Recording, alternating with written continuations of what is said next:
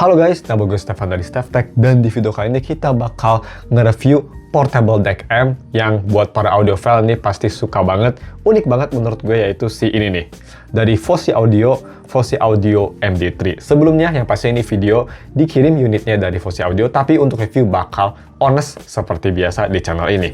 Ini dia untuk boxnya, jadi kita langsung aja masuk ke reviewnya. Unitnya seperti ini nih. Portable banget, dan yang bikin unik dia ini tuh support MagSafe ya, jadi atau support magnetic. Jadi kalau misalnya kalian mau tempel ke HP kalian, bisa tempel di belakang, sangat portable, sangat convenient juga daripada misah-misah, bisa disatuin seperti itu. Oke, kita pertama bahas dulu aja seperti biasa, kira-kira berapa untuk si harganya. Kita cepet aja, kalau bisa gue lihat di website Fosi Audio, kira-kira kalau mau dikonversi ke IDR sekitar 3 jutaan. Tapi untuk harga segitu, memang ini DEC-M yang lumayan mid to high ya untuk kualitasnya menurut gue sih. Jadi kalau misalnya kalian mau beli DEC-M ini, gue bakal taruh linknya ada di deskripsi. Kita bahas dulu aja untuk kelengkapannya seperti apa. Ini kelengkapannya udah komplit banget, bisa kita lihat di boxnya tuh ya.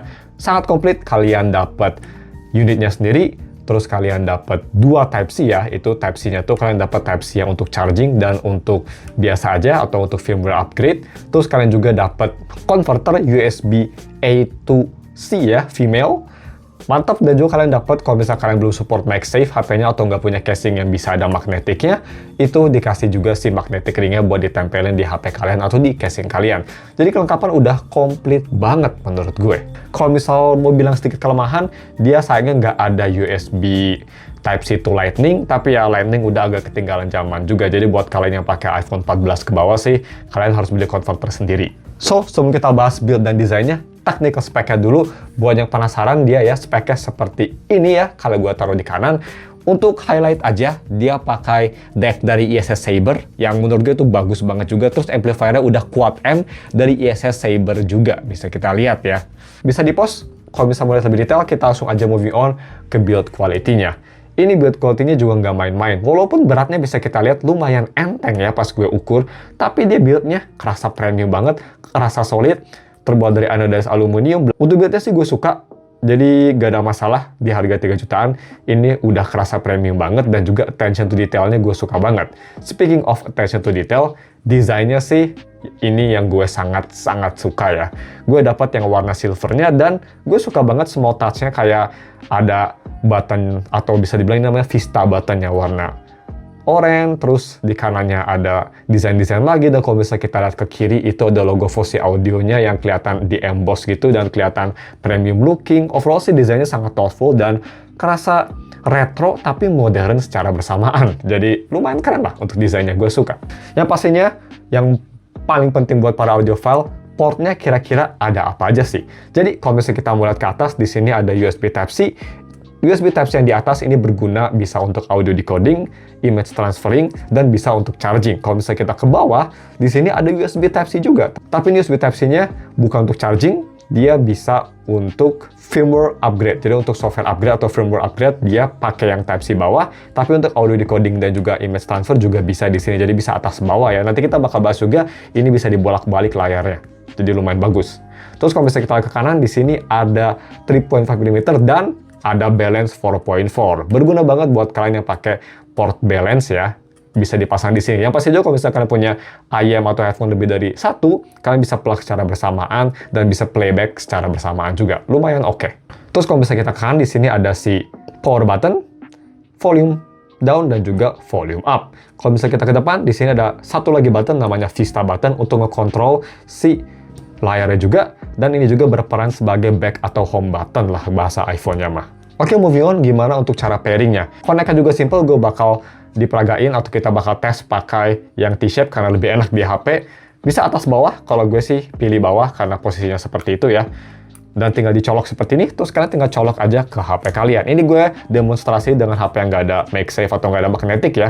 Tapi gue bakal liatin juga tuh di biro, kalau misal pakai S25 Ultra gue pakai casing yang MagSafe, itu tinggal di plop ke belakang, tempelin aja, connect, dan dia langsung connect. Kalian nggak usah otak-atik, dia langsung otomatis connect, nggak usah diapa-apain. Kalian bisa langsung nyalain lagu kalian yang kalian ingin. Dan pas connect, dia bakal muncul seperti ini. Jadi langsung aja kita explore ada apa aja sih fiturnya di Fosi Audio MD3 ini. Jadi kalau misalnya kita lihat ya di sini, Dia kalau setiap di plug tuh kalian langsung dikasih tahu ini mau milih bahasa apa. Ada bahasa Cina, ada bahasa Jepang, dan ada bahasa Inggris. Yang pastinya bahasa Inggris aja ya. Terus kalau misalnya kita pencet Vista buttonnya, di sini dilihatin semua settingnya. Kita lihat dari bawah aja, di sini ada factory set, ada software version buat lihat software versionnya, ada language, rotate screen, back-nya pencet Vista button ya. Kalau pencet power button ini untuk accept-nya atau untuk OK-nya. Volume up and down buat yang pastinya buat atas bawah. Di atas di sini ada slideshow, kalian bisa pilih intervalnya. Di sini ada saver mode, yang kalian bisa pilih antara screen off atau user image ya untuk save screen savernya. Dan kalau misalnya kita ke atas, di sini ada brightness. Kalian bisa atur brightness-nya, ini gue udah atur di paling terang. Gak terang-terang banget kalau view angle agak ke kiri, tapi kalau misalnya kita lihat dead on, ini cukup terang, even pakai lampu studio gue yang super terang seperti ini. Di sini ada digital filter yang cukup banyak, kalian bisa lihat sendiri. Ada min phase, apodizing, fast linear LR, slow linear, fast min, terus ada slow min dan low dispersion. Seperti itu, kita back lagi. Dan di sini kita ada source volume ya, bisa dinyalain atau enggak. Dan kalau misalnya kita lihat di sini ada UAC mode, 1.0 atau 2.0, gue pilih 2.0. Dan di sini ada output gain-nya. Kalau ini gue selalu rekomen kalian output gain-nya di low. Terus untuk si volume dalam HP-nya di fullin.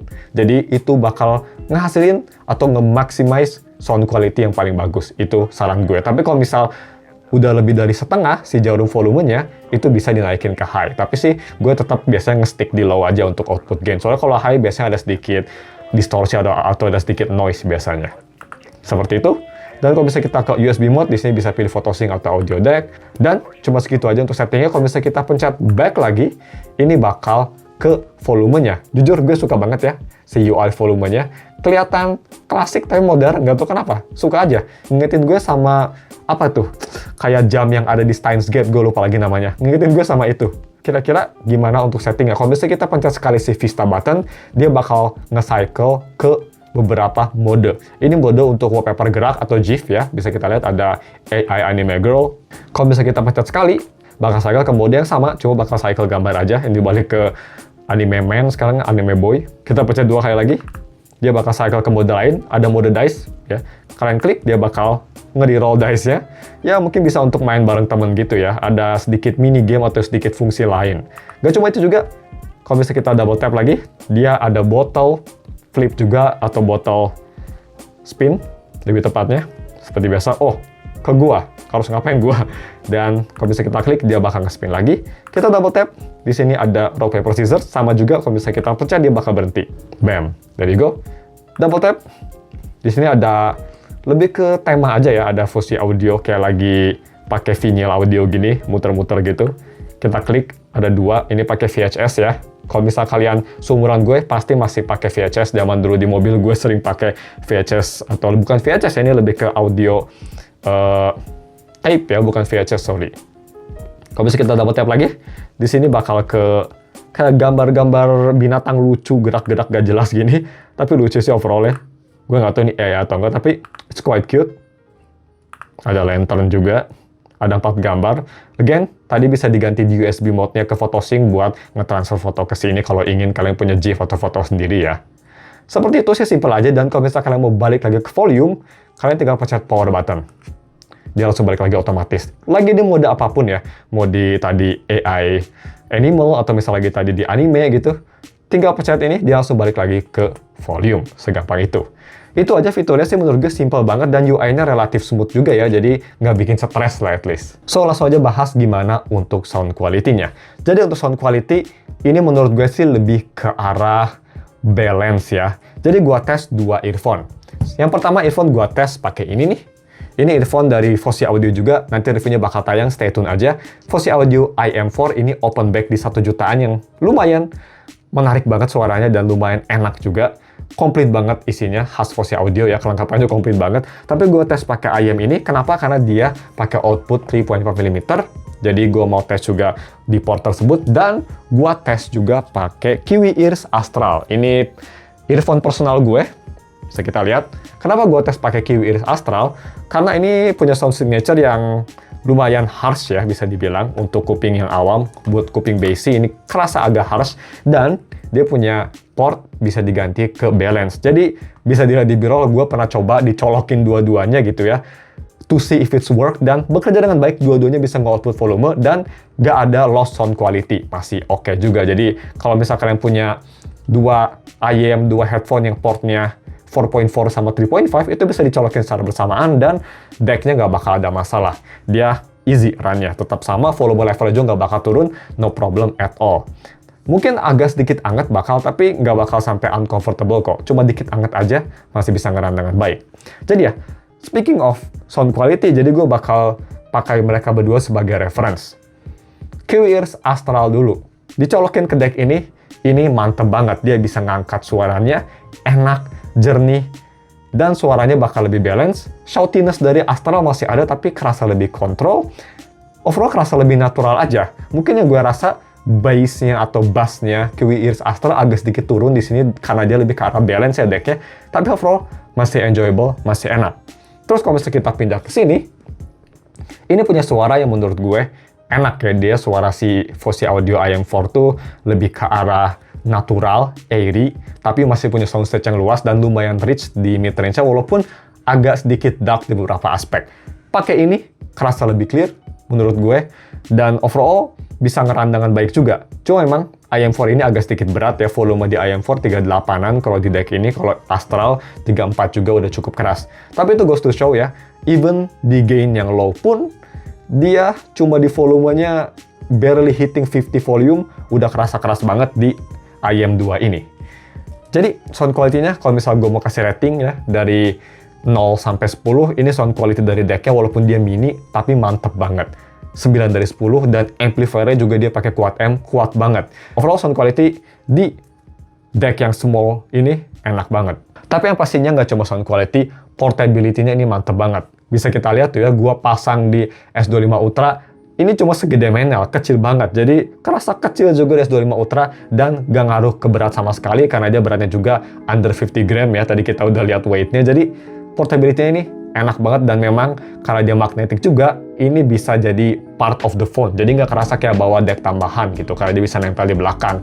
Benar-benar memang selling point terbesar dari si deck ini. Jadi portability, this is a win.